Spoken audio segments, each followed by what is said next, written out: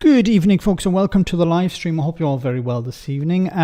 So what we're going to talk about tonight, of course, the budget is tomorrow. I'm going to try and live stream it as it's coming through in the House of Commons. So I'll keep you posted on that. I should be able to do it if I don't have some technical issues or copyright issues, which sometimes can be an issue. Anyway, what we're going to talk about tonight, of course, we'll talk a little bit about the budget. Robert Jenrick going full Trump. Want to talk a little bit about also the birth rate. There was some news about that, which is affecting the UK and Europe in particular, and a few other stories. So let's jump into this first one. Is about the birth rate. This was covered on Good Morning Britain this morning. So it seems that the birth rate drops, it's why the country needs migration to keep things going. So look, it seems to be the case that in England and Wales in particular, women are having 1.44 children in 2023. That's what happened in 2023. So I think it has to be something like 2 point something to be the replacement rate. So it's below the replacement rate. So it means that the population is in decline.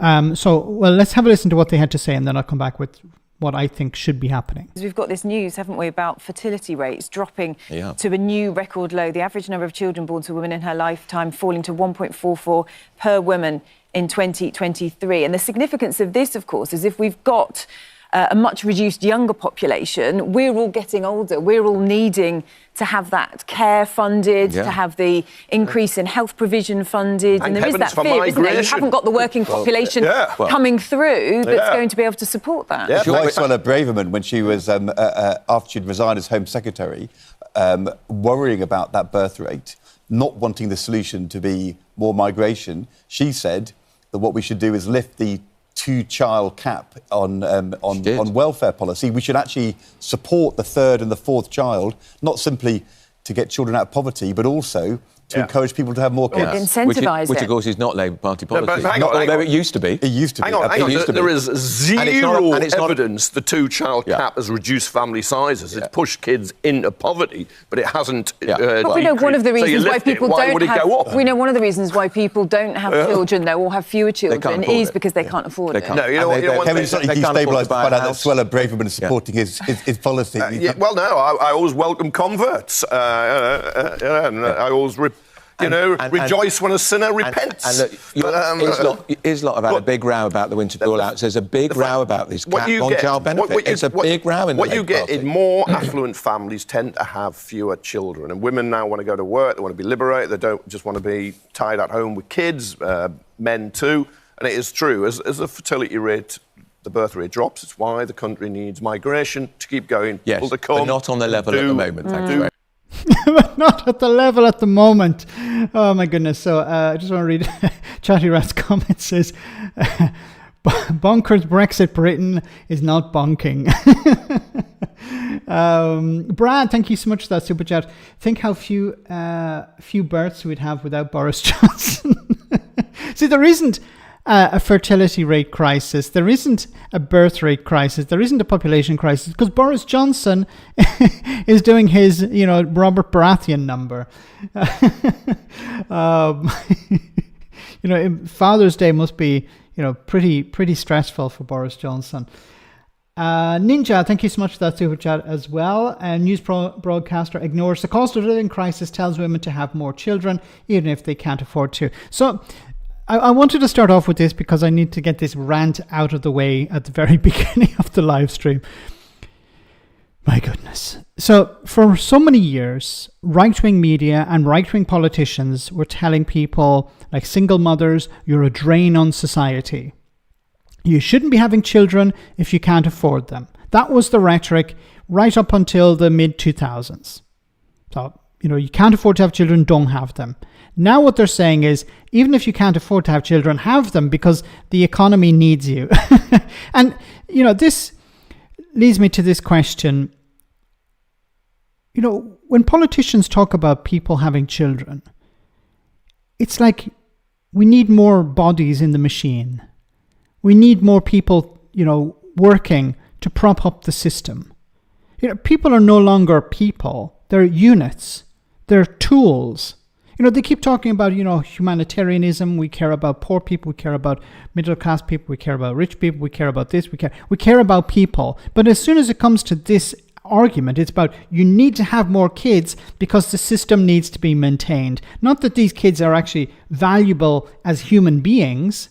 There's no value on them as individuals. No. They're part of a system, and the system needs to be propped up. Now, there are a number of ways if you want to deal with this. Is it a crisis? Well, potentially it is a crisis, depending on the way you look at it. So, baby farms? What next? Baby farms? Maybe. There are different. Okay, if you want to say go down the route of we want to encourage people to have children. Okay, let's park for a moment the idea that we're talking about individuals here. We're talking about human beings. We're just talking. This argument is basically looking at people as cattle. But anyway, if you want to increase the population, you need to create a situation where people can have children. So you need to deal with the housing crisis. You need to bring down the cost of housing. Now, what's interesting from a political point of view is politicians will never say we need to reduce we need to have cheaper houses. We need to bring down the cost of housing. They'll say we have to make housing more affordable, but they never say that houses need to be cheaper. They never use the word cheaper. They'll say more affordable because it sounds better. Because if they say cheaper, then it means, hey, what about all these middle-class people and elderly people who don't want to see their house price drop? So you have to try and keep two groups of people happy. Middle-class, elderly people who don't want to see their house price drop, but also young people, try and string them along, saying, don't worry, we're going to bring down the cost of housing. Not old people's houses, just new houses. But you'll also have to deal with work. There's so many people who have very unstable work. For example, my own wife, she works year to year, contract to contract. She works as a teacher, and at the end of the year, she's told your contract is over.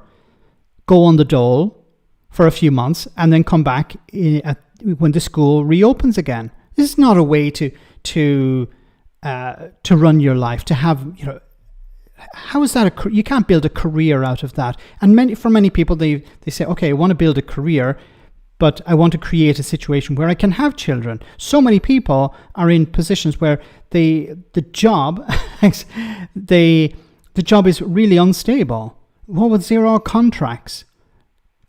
So many situations where people are okay, can I actually have children? Can I actually afford to buy a house or even afford to cover the rent? Never mind start a family. So you need to create a stable environment for people, be it housing, be it jobs, all sorts of things. So if you want to do it that way, that's one way. But you're going to see the benefits of that in 10, 15, 20 years. And politicians don't think in those long-term ways. They think of, okay, what can we achieve in the 4 years we're in Parliament? Because we'll probably get kicked out at the end of that. So everything is within the vision of 4 or 5 years. And you're not going to be able to resolve that problem that way. The other alternative is immigration. But then both parties in Britain don't want to increase immigration. They keep saying immigration is too high, we need to bring it down. But if you want to have the people to prop up the system, then you need immigrants. You need somebody to work. And especially young people. You need young people to come in to pay the pensions of the people today, to pay for the social care of the people today. Because we have this weird concept, I don't know where it came from. We have this idea that, what we do is we pay our taxes today and then we take that back as a pension in the future. No, it's not like that. The people paying the pensions today are the ones working today.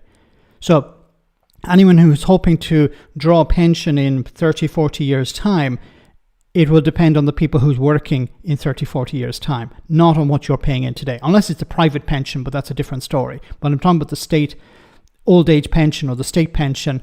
It's paid into work by workers today. So you need immigrants to do this. And in Italy, in many countries in Europe, where we have a growing elderly population, what is the politicians' response? We need to bring down immigration. Giorgia Meloni, anti-immigration party. She's really, cutting the legs from under the country by, running on a platform of anti-immigration. So the alternative, of course, is to encourage people to have children by creating an atmosphere for that. But Meloni and some right-wing governments don't want to do that either. because it costs too much. And once again, we're stuck in this 4-year window problem.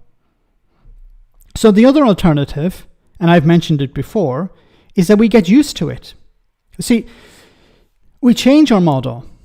We say, okay, we're not going to work with this model. We're going to have to work with a new model. Now, I don't know what that model is, because there are a number of factors that are going to feed into problems with the current model. For example, AI and robotics. So we're going to see a lot of jobs disappear because of AI, because of robotics.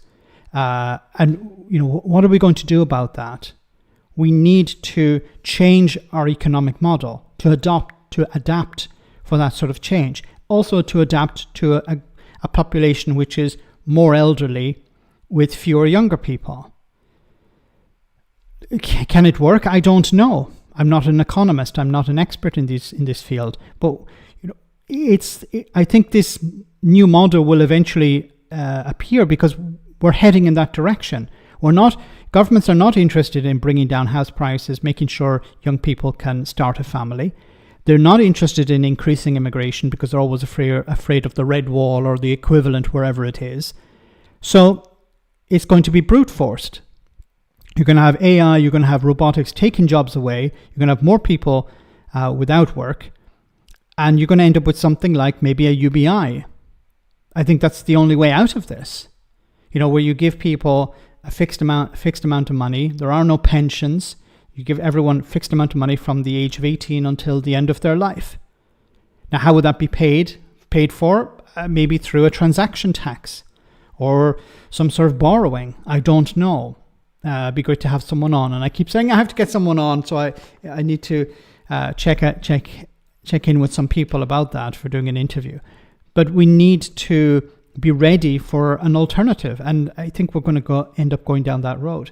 Ivan, thank you so much for that super chat. Another factor of the declining birth rate is people don't have confidence in the NHS to support their families as a result of the destruction by the Tories. Well said. Yes, there's a lack of trust in public services. There was a time in the past. Okay, look, if times get tough, we can rely on social services. We can rely on the welfare state.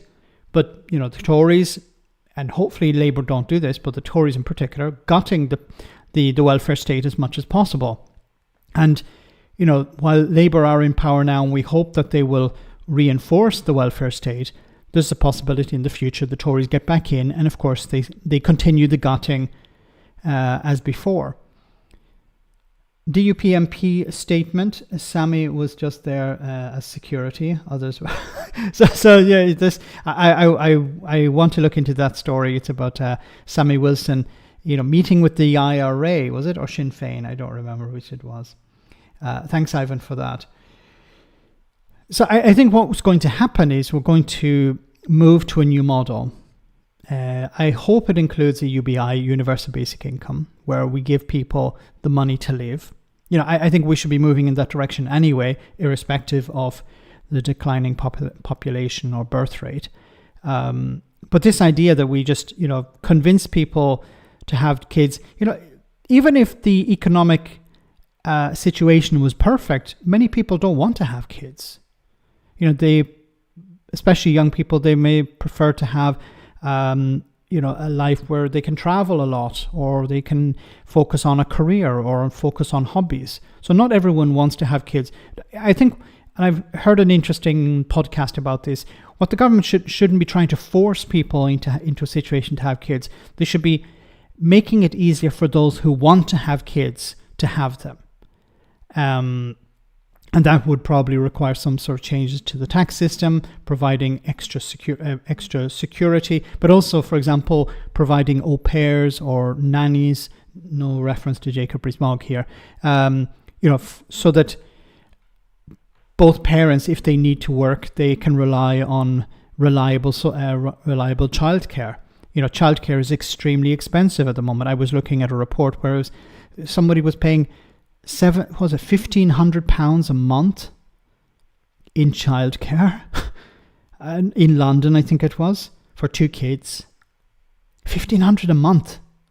That's insane.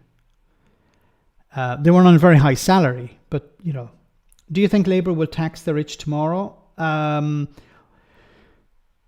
It depends. I think what we're going to see in the budget is a bit of give and take.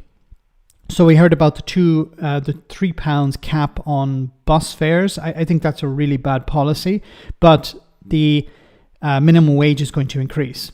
So what they're going to do is they're going to say, look, we're giving you with one hand and taking with another, and as it's always the case. But I think a tax on the rich is not going to happen. There may be some changes to, for example, inheritance tax and capital gains. It's not going to make a huge amount of difference, but I think this budget is going to be more political than economic, unfortunately. Maybe that's a good thing, I'm not sure. But Max, it's for a single fare. Will bring doom to the population even. Is that a maximum per fare? I'm not familiar with that. I was going to do a response video on it, but I'm not that familiar with the cap. But I've heard that it's not a very good policy because it's making life more expensive for the most vulnerable. If you don't, most of the most vulnerable people don't have a car; they have to travel by public transport. I've heard that they're going to necessarily to reclassify mental health illness, so it's not a disability. I really hope that's not the case, Sarah. I don't want to speculate too much, but I really hope that's not the case because people need support at this moment. And the DWP, which is probably we're expecting to see some cuts applied to it. I really hope that it focuses on, providing support for people. That's what it should be about. It shouldn't be about forcing people into work. The Tories have this idea of, what we do is we use unqualified people to judge whether somebody's fit for work or not. No more use of the GP. Somebody in the job center is going to decide whether you're fit for work or not. Somebody who's completely unqualified. I really hope Labour's moving away from that. One angry pagan, thank you for that comment. I wonder how our leaders in Downing Street or DC react when caught by surprise by sea level rise. Yes, when they're 5 foot under, it will force change. It will force change. It's the biggest crisis facing us, and there's very little talk about it. A number of the Commonwealth states that Keir Starmer has been meeting with, they're talking about climate change. They're talking about how they're going to be impacted by this, and we are already being impacted by climate change. But we're talking about sunglasses and Taylor Swift tickets, and we're talking about Donald Trump. It's depressing. There are real issues that need to be resolved, and instead we're focusing on these trivialities. A return to taxing the bankers probably would be great, but I know at the present moment in time that is wishful thinking. Yes, I agree, Ivan. The bankers will be okay. There's some, their bonuses are something that should be heavily taxed.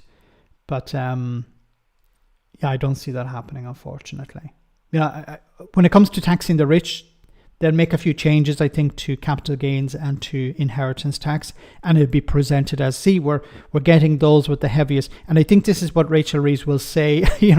I haven't seen her script, but I imagine it will be a lot of those with the broadest shoulders will carry, most of the load. They'll carry most of the burden. I think we're going to hear a lot about that. And working people. Have your bingo cards ready, okay?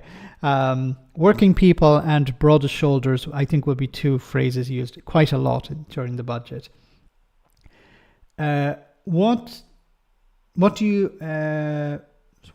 WDYM Max? Julian Hertenbauer says climate change can't be real because it's raining during summer. Yes. So I don't know whether she's stupid or she just paid to be stupid. It could be a bit of both.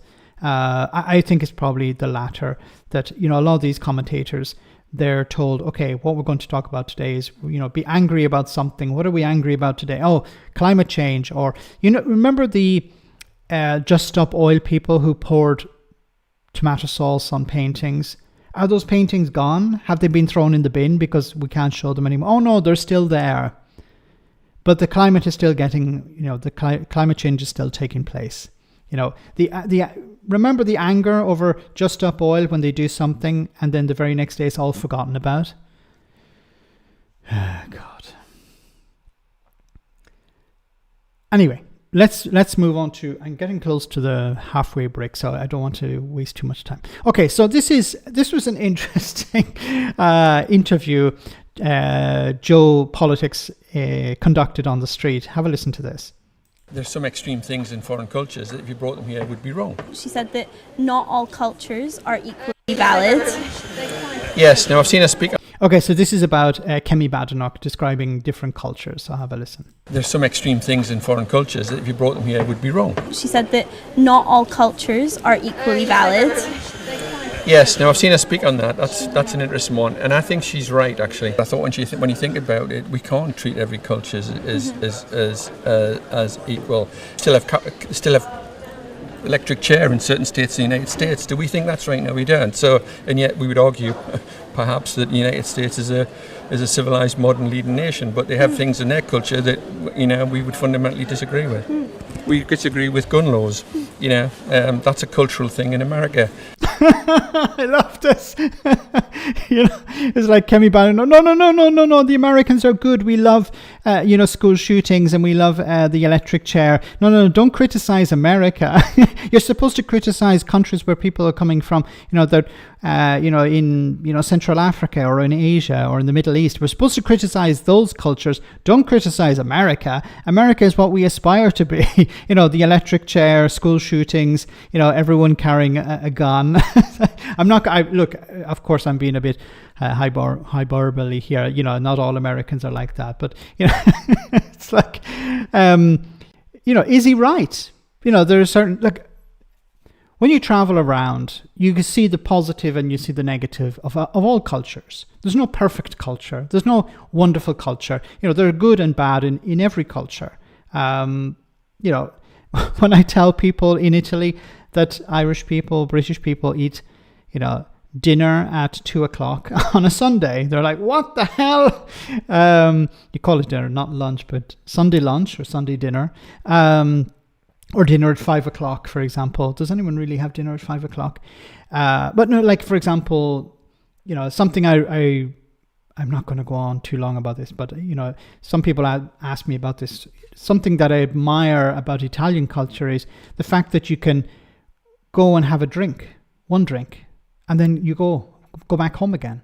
It's while in some countries, people get completely wasted. Not really a good thing. Depending, if you're stressed or you need a timer, but like the approach to alcohol is completely different in the south of Italy, and it could be down to the weather, it could be down to the culture. For example, it's perfectly normal for Italians to drink wine at lunch with children around. Children, if they want to have a taste of the wine, they taste and go, oh, I don't like that. But in certain countries, alcohol is forbidden for, hide it from the children. And I think this can create a sort of myth around alcohol, or create a sort of longing for children. Oh, it's something forbidden. I want to try it. And this leads down a very bad road. So, there are aspects of culture, tardiness or punctuality or whatever. Some things we can take from some cultures, we can leave behind from other cultures. By having different people into the country, they can add something to our own society. I think it's always a good thing. Do we think that's right? So I don't think we should treat all cultures as equal. I think we want to see what's right and wrong for this country, but be inclusive. The comment that she was trying to make did make a lot of sense. When you hear her explain why she said that, I would tend to agree with her. I understand why she said that, and I don't think that was, again, soundbite is a nip in a headline. It could sound as controversial. Okay. I had a drink earlier, a pint of Guinness, and then a pint of Moretti. Okay. Not. I wouldn't recommend Moretti, but okay. I see it drank a lot on TV, and on social media. Not sure why. Here in Devon, drink culture depends on where you're to be frank. Where you are. Okay.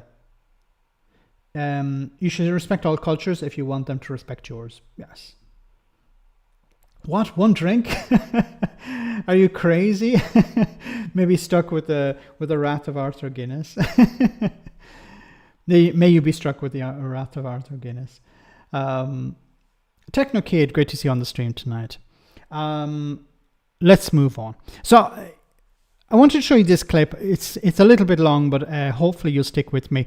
But it's so a guy from some organization called Rebel Media, which is, I think, some sort of far-right organization or far-right media outlet commentary.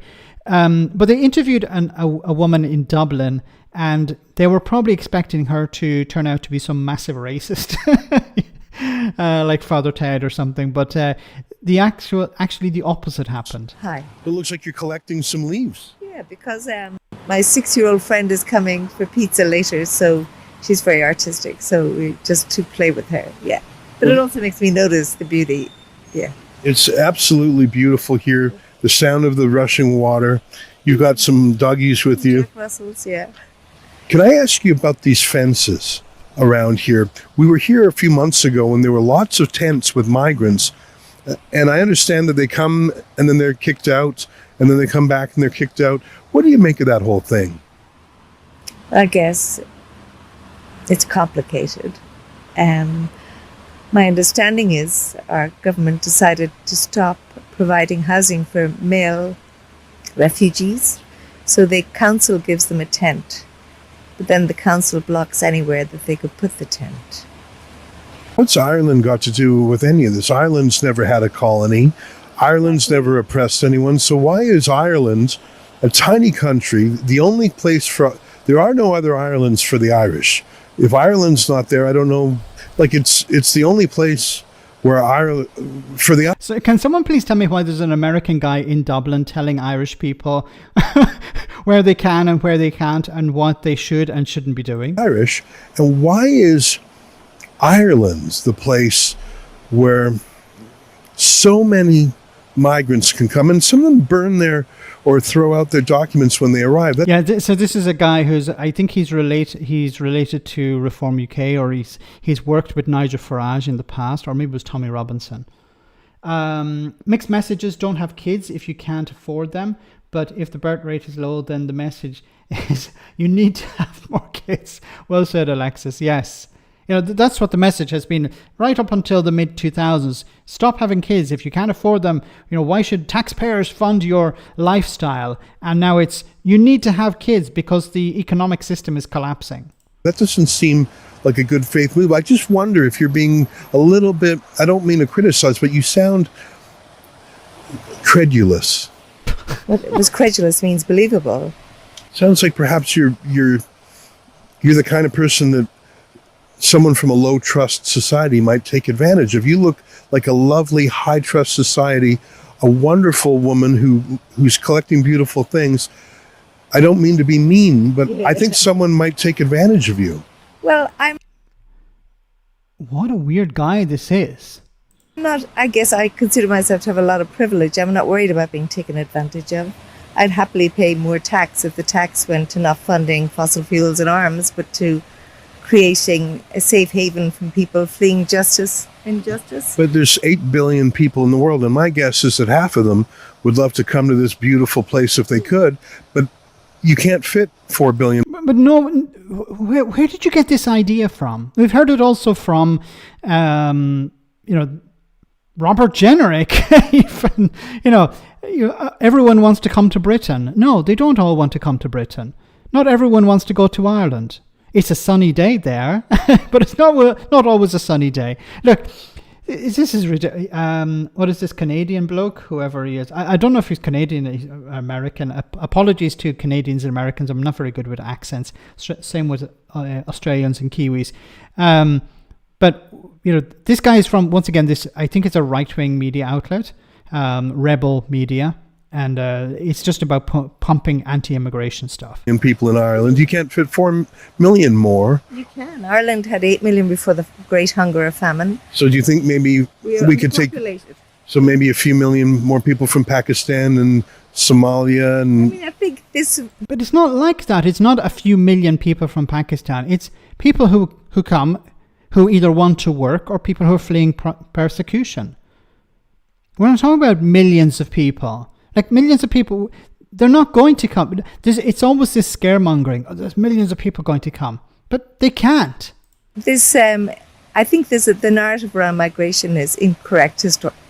People aren't made aware that there's always been movement of migration. We migrated out of Africa to fill the planet. I thought Ireland... Yes, and then only since the nation state has there been some notion of, which is only... Like, you're going to Ireland and you're complaining about immigration. Jesus Christ. We went everywhere. We are everywhere. You'll find a frigging Irish pub in every city in the world, unless it's, not every city, but most cities in the world. You'll find an Irish pub. You'll find an Irish guy. You'll find somebody, with the name Murphy anywhere in the world. Every country in the world will have a few Murphys there. Okay. In 19th century phenomenon, has there been some notion of like us and them? Well, the Irish have had us and them. The Irish have been throwing off occupiers and oppressors for centuries. Exactly. So the Irish have had to take refuge. There are about 40 million people around the globe who claim to have Irish origin. And they were people who... CGM says, why is he in Ireland asking these strange questions? In Ireland asking these questions very strange, because it's a right-wing, Trump-esque movement, organization that's about sowing division. It's about convincing the population that immigration is the primary concern. To leave because of oppression. So I think that's why you find many people identify so well with the Palestinians. And we're the only white nation in Europe who haven't been a colonial power. And yet we are... But you have a tremendous feeling of guilt about you. You're self-abnegating. So what? So I missed a psychology lesson. What the hell is he talking about? Maybe things are too good for you, so you're looking for sort of luxury worries. You look like a lovely woman in a lovely place. Oh, my God. Sorry to be pausing it every few seconds, but my goodness, the condescending tone of this guy. And maybe your life is so stress-free that you're importing it as a sign of good taste. I run a crisis community mental health team. My life is not stress-free.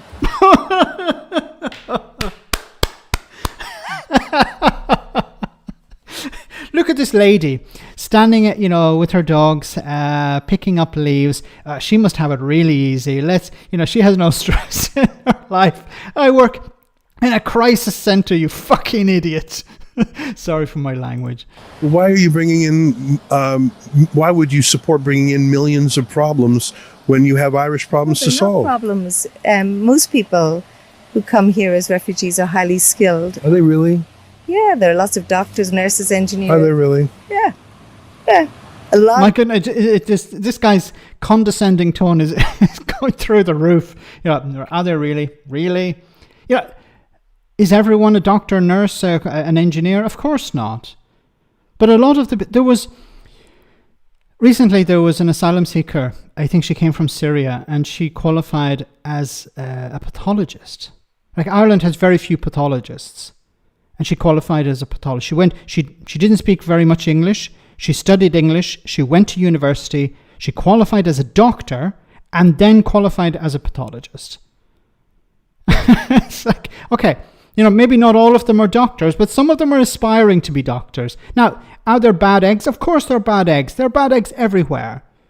No one's claiming that all asylum seekers are wonderful humanitarian individuals with massive, huge numbers of skills that are ready to work, ready to go. No, there are also bad people. Yes, there are bad people. Who's claiming that there aren't? But a reasonable person is not going to say, let's throw the baby out with the bathwater. Let's say they're all bad because of one or two individuals. One of them.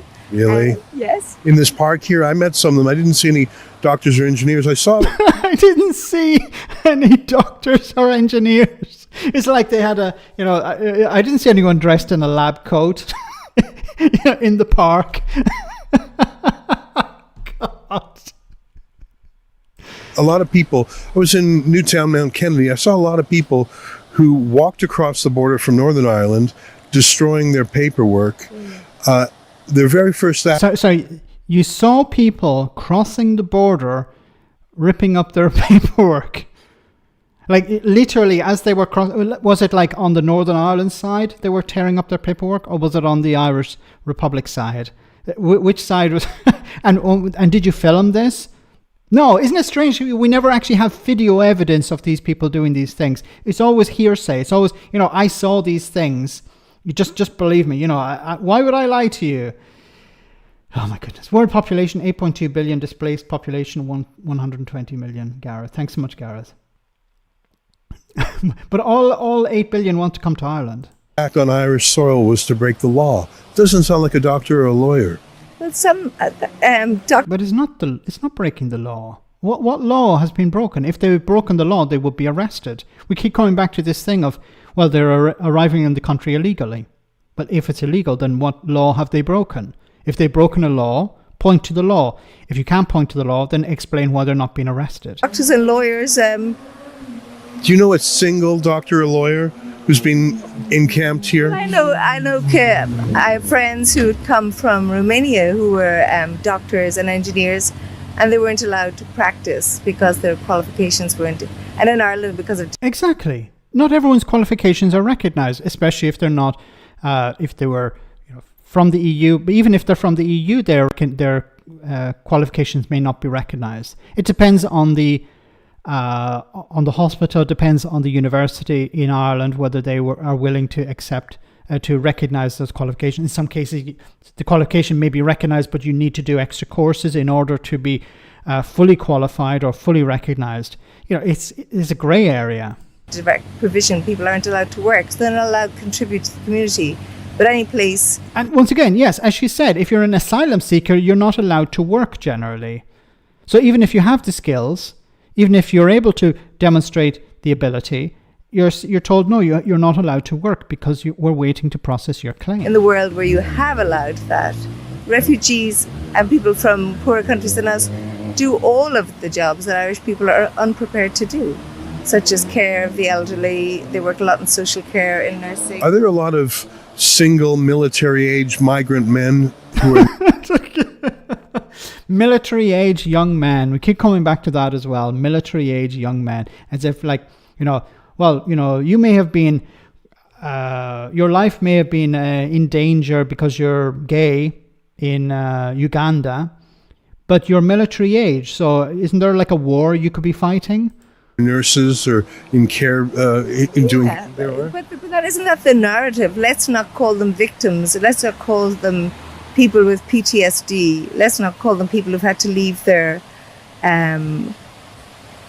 families if they don't want to go killing in a war. They're called... Look, I'll skip ahead a bit because it goes on for a bit, so let's get towards the end.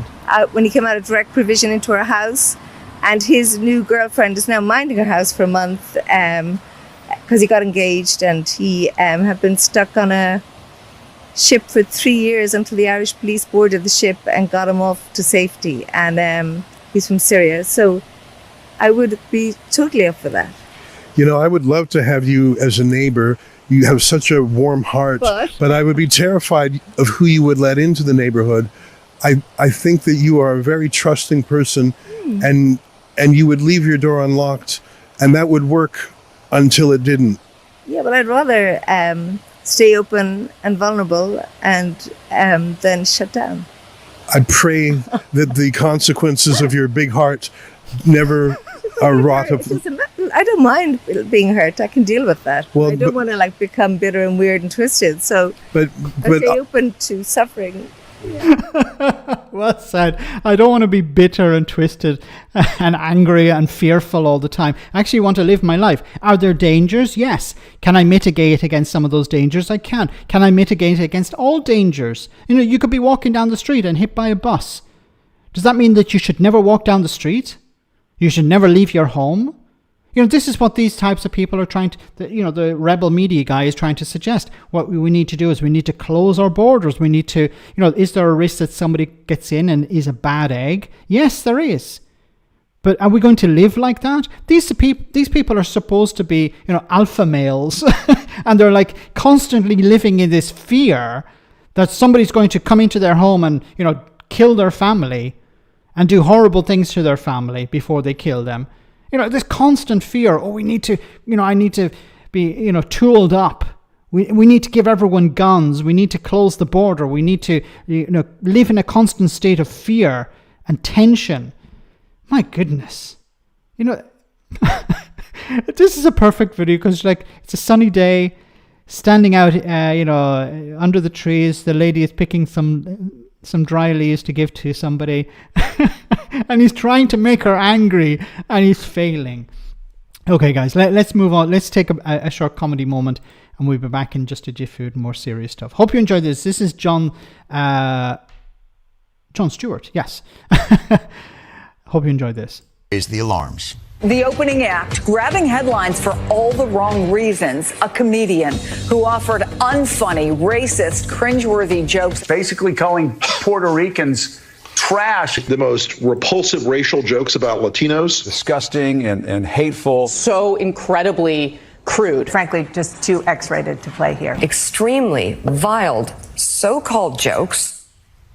Extremely vile so-called jokes. She name-checked my comedy album from the 90s.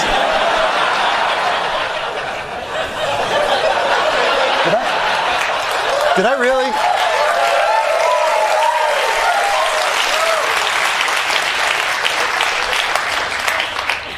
I don't know who's AI, me or that guy. Now, obviously, in retrospect, having a roast comedian come to a political rally a week before Election Day and roasting a key voting demographic, probably not the best decision by the campaign politically. But to be fair, the guy's really just doing what he does. I mean, here he is at the Tom Brady roast a few months ago. The great Jeff Ross, ladies and gentlemen. Jeff is so Jewish, he only watches football for the coin toss. Gronk, you look like the Nazi that kept burning himself on the ovens. Kevin is so small that when his ancestors picked cotton, they called it deadlifting. Yes, of course. Terrible, boo, yes.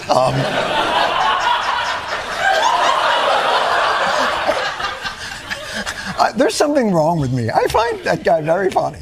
So, I'm sorry. I don't know what to tell you.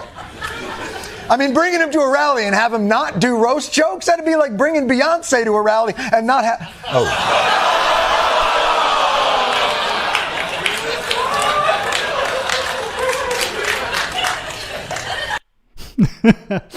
Oh my goodness. So what happened? They brought a roaster guy to a rally and then realized actually, he's going to roast the voters.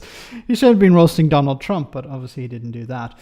Craig Wood, thank you so much for that super chat. My neighbor let 4 billion people in to the street. There you go. Now you can't get rid of them. You need to get, I don't know, Nigel Farage around or something like that. Well said, Craig. Thanks for that. Oh my goodness. Okay, let's move on. Talking about horrible people, here is Robert Jenrick going full Trump.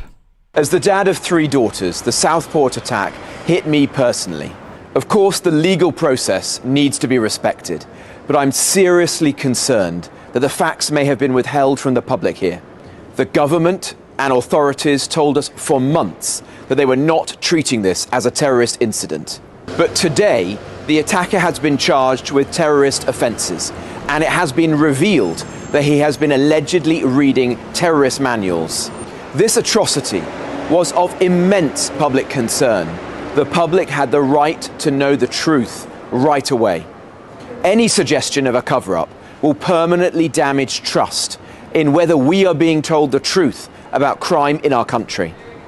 So Keir Starmer must urgently explain to the country what he knew about the Southport attack and when he learnt it. Across the board, the hard reality of mass migration is being covered up.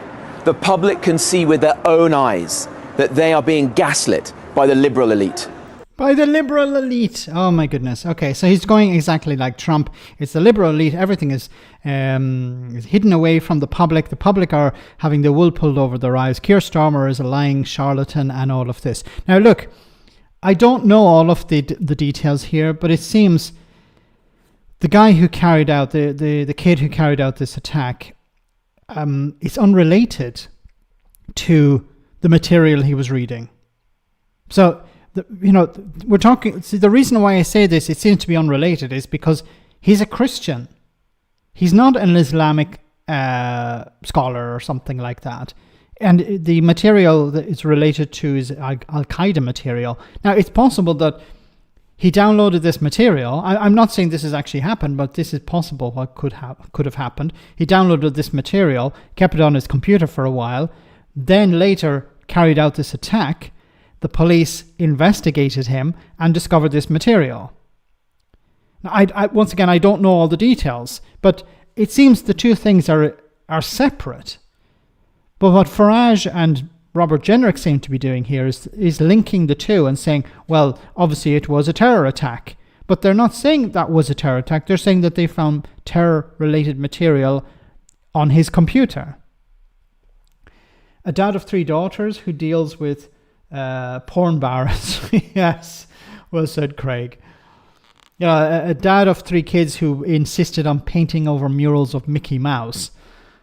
Oh my goodness. Is Mickey Mouse banned in the Jenrick household? I imagine yes.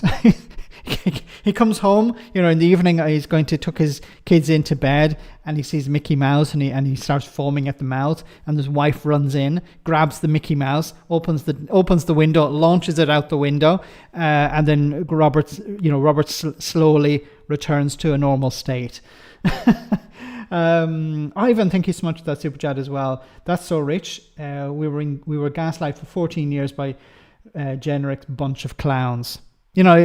He's trying to make hay out of this situation. You can see this clip has 1 million views. My goodness, so it's doing pretty well. This is an attempt right before the election for the new leader of the Conservative Party to try and make as much hay out of this situation as possible. Once again, I don't know if the two things are related, but it's strange that somebody who's a Christian would be downloading Islamic fundamentalist material and then acting on that and having this knife attack be terror related. Once again, I don't know, but it's just something sounds off. I'm not saying that's not the case. I'm just saying it sounds off. But some people are trying to link the two. And Nigel Farage has come out and said, see, I was right after all. I was right all along when I said it was a terror attack. But that may not have been the terror attack. Yes, he was arrested for terrorist-related materials. Rearrested, because I think these two things are separate. But we'll have to wait and see.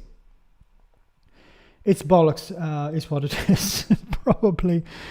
Anyway, guys, moving on to the main issue for the budget. Let's move on to the budget because that's going to be the big talk of the town tomorrow. So Labour's mayor announces plan to avoid Starmer's hike to bus fare cap. So this is some good news. There's just one more sleep until the budget day, and yet more details are emerging about what the Chancellor will unveil in the Commons on Wednesday. So as we hear, there's a constant flow of new information coming out. The minimum wage is going to increase, which is good news for many young people, especially because there are 2 rates of the minimum wage, a younger demographic and an older demographic, and it seems both are getting an increase in the minimum wage. Not a huge amount of money, but every little helps. But it seems the mayor of Greater Manchester, Andy Burnham, has decided he's going to ignore Starmer's cap on the bus fare, the increase in the cap, which is going from £2 to £3, and the citizens of Greater Manchester are going to be protected by this, which is great news. Andy Burnham, apart from Brexit, a bit like Mick Lynch, he has that Brexit black spot or blind spot, I should say. Apart from that, great politician, a future leader. I think he's somebody who could definitely lead the Labour Party in the future, much to the left of the current Prime Minister. But anyway, sticking with the budget, small businesses called for government to significantly increase relief to prevent closures. The government will raise the minimum wage by 6.7% and is expected to increase employers' national insurance contributions during the Chancellor's budget announcement on Wednesday. So yes, businesses are extremely concerned that, small businesses in particular are concerned that national insurance rises are going to hit them pretty hard, and the increase in the minimum wage. Now, something we're not hearing a lot about is the impact the increase in national insurance is going to have on the NHS, because the NHS, as is an employer, it employs over 1.5 million people, or about 1.5 million people, and those people are going to see national insurance contributions rise. So it's important that whatever injection of cash the NHS gets as a result of the budget, that's covered as well. But employers are always complaining. So they're, of course, going to ask for some sort of relief. So Chancellor Rachel Reeves is set to raise national insurance contributions paid by employers, despite promising not to increase the tax for working people. Okay, we're never going to get away from this definition of working people.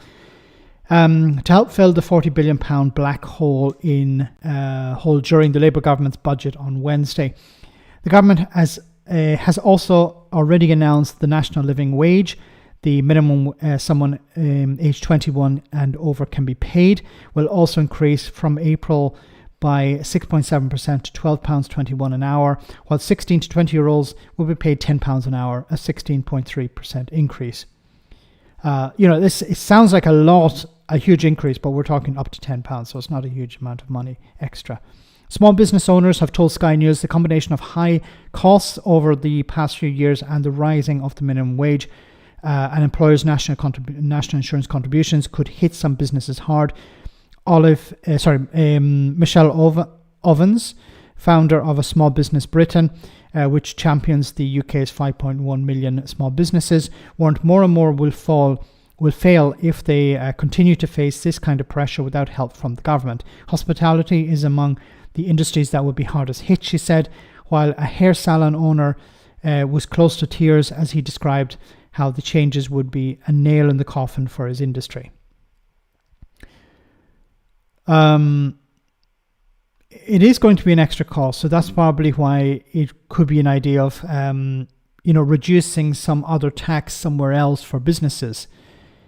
Extending business rates relief could also help small businesses, Miss McKenzie added.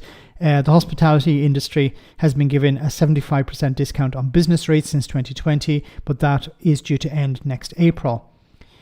Toby Vickers, founder of the Salon Employers Association and managing director of the Chapel Salons in London and the South East, said the years of increasing VAT, employers' national insurance, and the minimum wage have made his industry unsustainable, and the latest changes could be the final nail in the coffin. On the verge of tears, Mr. Vickers told Sky News business programme, it means that potentially people are going to lose their homes, they're going to lose their apprenticeships and lose their opportunity to grow because you, the government, haven't listened. I think this is him. It means that potentially people are going to lose their homes and lose their apprenticeships and lose their opportunity to grow because you haven't listened. It's so frustrating. I am shaking, I'm sorry. At the end of the day, we all have to pay more. I understand. I understand that there is a hole, and I'll appreciate that. But when you just go after one part of the industry, one industry, or specifically employees, and being employed costs more. It's as simple as that. For employees have to know that it's going to cost a business an extra 10 or more % just to employ them. And that is why you have whole sectors switching. We've spent 5 years trying to explain to government departments what's so different about us. And because we haven't been listened to, we're going to now see the whole industry has no choice but to move to self-employment. Is it that sense that you feel that no one in government is listening to you? Yes. And it's not just this government. They've been misinformed for a very long time. Right? We were ignored by the previous government. We were told, oh, we can't do anything about that. And then we were cancelled. We were taken out of meetings, and I'm frustrated for the employers in our industry. They're done. They're done. So it sounds, I presume he's telling the truth here. I don't think he's lying, but it's going to be very difficult. This will mean that there'll be pressure on the government to provide some sort of relief.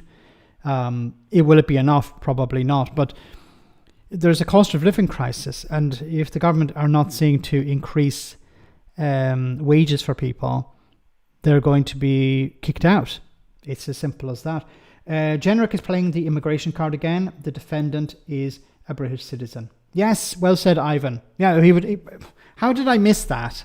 Well said, Ivan. The defendant is a British citizen. He's a guy who was born to, I think, Nigerian parents, but he is a British citizen. So when Robert Jenrick is talking about immigration, what is he talking about? Is his parents going to be put in prison? Are his parents going to be deported because of a crime he committed? We hear about sins of the father go to the son. Is that what Robert Jenrick is talking about? I already know the main stated priority of the preparing for sea level rise will probably not be addressed in tomorrow's. No, of course not. Please won't somebody think of the wealthy? I don't understand why it's so hard for salons versus corner shops. What is this guy's point? I think it's maybe the margins, because look, I don't know what sort of margins they operate in Britain, but probably energy costs are really high because they maybe because of lighting, heating, stuff like this, they need to keep these things constantly on. Maybe this is a constant price, it's very expensive for them to operate. Their bills have gone up. Maybe I don't know, has council tax gone up? Is business rates still a thing? I think there's so many things that we probably don't know about, that they have to, maybe training, they have to constantly pay for training. In many cases, they have to pay for their own training. They don't get any incentives from the state. There are so many things that the UK was able to benefit from when it was a member of the European Union. There are training courses in Europe that are provided, some of the funding is provided by the European Union. So there are businesses that can access training. There are schools, for example, that provide training for adults that's funded by European money. So there are a whole range of incentives available, but the UK can't access them anymore because it's no longer, because Brexit, sovereignty, getting our sovereignty back. That was the benefit. Oh my goodness. There used to be a manner of small business grants back in the day. Tax the biggest businesses to pay that. Who could possibly complain? Well, then what they do is the big businesses just donate to the political party in power and say, don't do that. And then that doesn't happen, unfortunately, but yeah, there was a time where there was grants for businesses. There was maybe this will eventually come back. We can't be focusing on the Amazons of this world and say just dancing to their tune. If you want to grow the economy, you need to have small businesses and you need to be able to help them out. So they haven't gotten any help or plan to switch to a greener energy, maybe. It would be interesting to see what the markups are. I've always thought that salons applied one of the highest anyway. Like the rates they charge are pretty high, I think. Look, I don't go to many salons, as you can imagine, but it would, just looking in the window sometime, it's like, my goodness, they charge a lot. So the cost of chemicals, hair colors, business rates, electricity, water, gas rates, hair dryers, tongs, stuff like that, it's a lot. And then, you have to replace a lot of, gloves and stuff like that. You have to be constantly changing this material and, sanitizing and maintaining standards and stuff like that. I would imagine it's very expensive to run. And, I think probably the biggest problem for these small businesses is not so much the taxes, it's the cost of living crisis, because people are cutting back. People say, instead of getting a haircut every 2 weeks, I'll go once a month. I'll become a bit of a hippie for a while. No offense to hippies. You know what I mean? So people may decide, look, I'm going to cut back on certain things. Maybe, back in the day, we used to get our hair cut at home. Our aunt had some skills and she'd come around and cut her hair. So, do people still do that today? I don't know. Once again, I'm not an expert in this field. I thought I was looking in a mirror for a second. The max. Oh my goodness, Larry. Don't you have a kitten to be instructing? Anyway, guys, moving on. Rachel Reeves promises new funding for extra 2 million NHS appointments per year. So Health Secretary West Streeting warns the new funding may not prevent avoidable deaths this winter. Look, I think size 8 bowl and Bob's your uncle. Well said, Killer. The budget will deliver billions of pounds of new funding for the NHS to unlock 2 million extra appointments a year, the government has announced. Rachel Reeves, the Chancellor, is expected to unveil £1.5 billion for new surgical hubs and scanners alongside 70 million for radiotherapy machines. Look, I think this move, I didn't mention it in the video because I didn't want to get into it too much, but I think this move to hubs is a really good idea. I've noticed it here in Italy. There are a lot of, they call them medical centers. And you can go there, you can get a lot of it. So they're privately run, but they're funded by the state. So they're funded by the region, actually. I think they're privately run anyway. But they provide a whole range of services there. You can go and get a blood test there. You can get, you can go to the pharmacy and get a blood test, but it's a more comprehensive one at the clinic. It's like a type of clinic. They have mental health services. They have physiotherapy services. They have a whole range of services there instead of having to go into hospital or having to rely on the GP. So the GP does very little, but the health clinic does a lot more. And it's somewhere between a GP and a hospital. And I think it's something, it takes a lot of pressure off the hospital. It takes pressure off the GP. And you normally, you can either walk in and pay the extra fee, or you can be referred by a GP to this. You don't pay anything extra. It's different depending on where you go. I'm just talking about in the north of Italy, but it's a pretty good service. I've had blood tests done there, and you get all the information in a text message, it's a text message, and then a PDF file is sent to your email. It's all done, within 24 hours, I think, 12 hours even. So it's a pretty efficient service. To access it, you just call them up, or you can access their website and book an appointment, and you can be seen the next day in many cases. So depending on the period, but generally it's there isn't a very long waiting period. The North American guy has some nerve. His ancestors, who are immigrants, stole land from the indigenous people of North America. Yeah, I don't know if he was from the US or from Canada, but the point you're making still stands. Thanks, Alexis. Going to Ireland and talking about how bad immigration is. Please, sir. We traveled around the world. As Fact Not Fiction said, we spread more than any other nationality in Europe. So, well said, Alexis.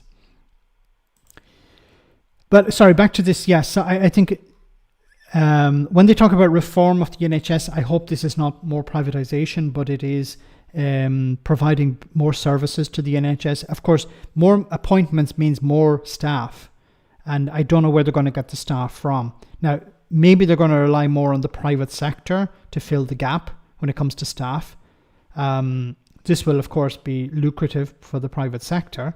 This is my fear, is that a lot of this money is going to go into the private sector, relying on the private sector to pick up the slack. West Streeting has talked about this before. He said, I'm not afraid of using the private sector. Yes, but then it becomes permanent.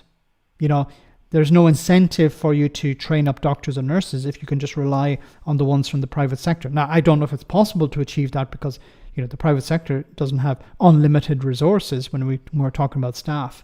But something we'll have to wait and see.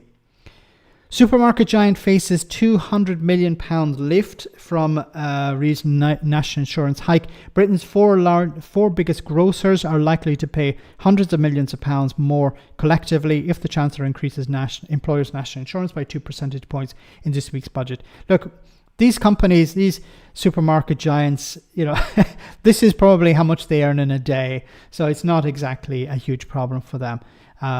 Look, they're going to, of course, if they see it as a problem, they're going to pass this on to the consumer. So that's how it always works. Guys, we're almost at the end of the stream, so I want to say thank you so much to everyone who came on tonight. Thank you so much for your support. Thanks to everyone who smashed the like button. I hope to be on the post-stream chat later, so do check that out if you're a member of Discord. So do check that out if you can. And before we finish, of course, we have our one for the road. So this is an old one, but it's a good one. Hope you enjoy this. Welcome to Broken News. A healthcare think tank says that the NHS will be in perfectly safe hands once those hands have been run into the ground and then privatised. It comes after a lucrative contract to modernise the NHS and digitise patient data was handed over to a foreign firm because we couldn't possibly do that here in the UK for reasons. Our reporter has more. For years, supporters of the NHS have said that it's better off in public hands and that money should be ring-fenced to secure its future. But a London-based think tank, whose origins and funding we haven't looked into, has told Broken News that the NHS is a Marxist-Leninist wet dream, which confusingly doesn't turn a massive profit. They've unveiled a new strategy to modernise the NHS and have reassured the British public that subsequent trickle-down economics will definitely help the country overall, as it always does, especially if it costs £100,000 to have a bunion removed. In a statement, they added, forcing hospitals into never-ending contracts that they can't legally escape from means lovely public-spirited yet private sector firms can charge, say, £80 for a light bulb or £12,000 for an oily speculum, which is by anyone's standards good business sense. Senior MPs, many of whom are handed thousands of pounds by private healthcare firms, but that's totally not relevant to this story, say it's offensive to suggest that private companies have anything but our health and well-being at heart. Well, Broken News has been speaking to the public to find out what they think. Well, yes, it's an interesting question, but I think private healthcare is a super idea. People need to get over the outdated suggestion that the NHS is there to help them and their children when they're ill. And what do you do out of interest? Well, I'm the manager of a hedge fund with heavy investment in private healthcare, but that's totally not relevant to this story. But look, privatisation is a huge profit opportunity, and I think we would be fools not to take that opportunity. I mean, look at the incredible opioid painkillers that the lovely pharmaceutical companies created in the United States with zero downsides or addiction. Wonderful stuff. We too could have that in the UK if we just believed. So, as you've heard there, the British people have shown unanimous public support for privatisation. Back to you. What a lovely story. That's all from Broken News. You're up to date. See, the British people support privatisation. Okay. So, guys, thanks once again. Oh, we have a super chat from Ivan just before the end. I encourage people to complete the NHS survey, which has been put out online by the government. So do check that out. Do go to the NHS website, check out for the survey, complete that and send it in as soon as possible, because they want your feedback and they need information about which way to take the NHS going forward. So do take the time it takes to fill that out. I see Reagan Elite is going to be live streaming tomorrow. Hopefully we won't clash. I haven't set everything up yet, so if I don't, well, head over to Reagan Elite. So have a great week, guys. I'll see you on Friday, same bad time, same bad channel. If not, I'll see you tomorrow. Good night. Stay safe. Take care, and see you soon.